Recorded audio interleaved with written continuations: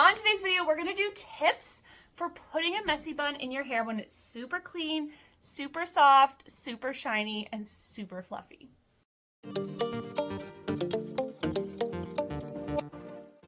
One of the most common complaints I get when I post a hair video about messy buns is that your hair is too soft and it flops out or falls out of your bun. You can't create any of that structure and volume that I get when I pull my hair apart. Now, a portion of that is going to come with practice. I can manipulate and mold my hair even when it's perfectly clean, even without a bunch of products in it. But I always tell people when you're learning, step one is to put a bunch of products in your hair. Volume mousse before you've blown dried. It's going to help to give your hair a bit more texture and a little bit of hold factor.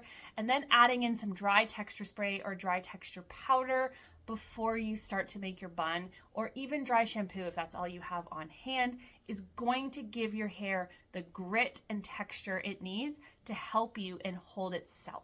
But sometimes we don't have those things, or some people really don't like the feeling of those products in their hair. And if that's the case, I'm gonna give you some tips that can help you if you insist on doing it while your hair is super, super downy, soft, and clean.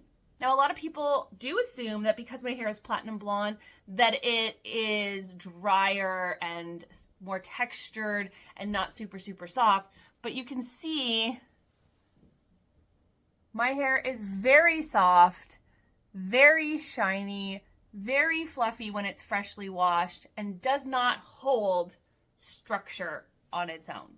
When you are working with super soft, clean, fluffy, slippery hair, you want to try and create loops of hair for your bun that aren't too big. Bigger loops are going to need more texture to hold their shape and not flop open or over or flat. So you want to try and keep your loops smaller. Let me show you what I mean. When we do our classic flip and twist messy bun, which I'm not going to go over, but I will put the tutorial for it up here. We create two loops. We've got a back loop and a front loop. And most buns are going to have at least one loop or two loops, or if you have a long hair, you might have more loops. But the bigger you make those loops as you pull your hair apart, the floppier your hair is going to get. So if we pull these loops really big, it doesn't work in my clean hair. When my hair is really dirty or full of product, those ends won't pop out so easily. Let's see if I can put them back in. But even if they don't come all the way out, when you get these big shapes, I mean, it's not ugly, but you can see like it's completely floppy and it's not going to stay.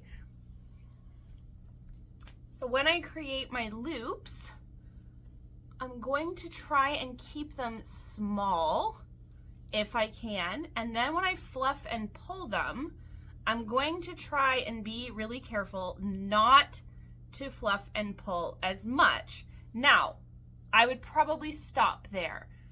I would still, if I was doing this bun, add a few bobby pins, because no matter what, the soft hair is going to be fluffy and floppy. So I would add some bobby pins to the perimeter. Now, sometimes it's just that the bun technique is maybe not the best one for clean hair. That's usually the case with me. I don't typically do this flip and twist bun in my hair when it's super, super clean, because I don't find I can keep the loops as tight and small as I need them to be to get a good bun in my super clean hair. So I typically will then switch and try a different bun. If I feel like my bun is not working out in my hair, I'm gonna try a different one. So this is another bun where you just create the loop, and if you've been here for a while, you've seen this one. Then we're just gonna stick all the hair back into the hair tie, and we're gonna stick as much of that hair in as we can to make this front loop, I know my layers are popping out, but that's okay, as tight as possible in the back loop. And then we start to fluff and pull from there. And you can see that this bun manages to hold on to a lot more structure, even in my clean hair, than the other one did. Much less floppy, much less floppy. So that is usually the bun that I go for when I have clean hair. Now, I show you both because it's really going to be it's really going to be dependent on each individual, your length of hair, your thickness of hair, what actual natural texture your hair has, how your hair actually feels when it's clean, how many layers you have, how thick is your hair. All those things make a difference to which bun is going to work the best and when. And which bun I like the best in my hair and when depends on how clean my hair is, what products are in my hair, if I've had a haircut recently, so maybe it's a couple inches shorter.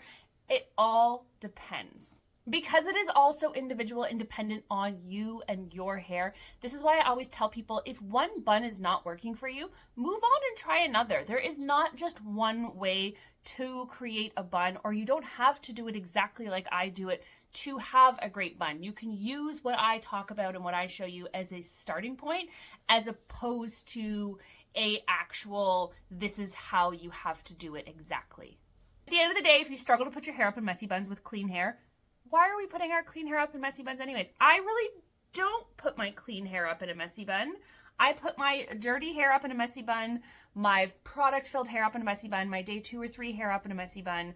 I wear my hair down when I don't have a messy bun. And because I don't have thick hair, I even wear it down usually to the gym when it's clean, because it's not super long and heavy and making me really hot. So I typically just don't wear my hair up if it's clean, because I really only get one nice day of clean hair out of my hair anyways, so I like to enjoy it down.